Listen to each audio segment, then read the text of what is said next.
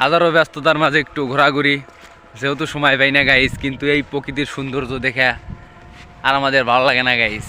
এই জন্যই আমরা তিন বন্ধু ঘুরতে এসেছি গাইস। দেখেন এখানকার যে ভিউ গাইস, ভিউ দেখতে খালি ছবি উঠতে মন চায়, তাই অনেক ছবি উঠলাম গাইস। দেখেন কত সুন্দর দৃশ্য।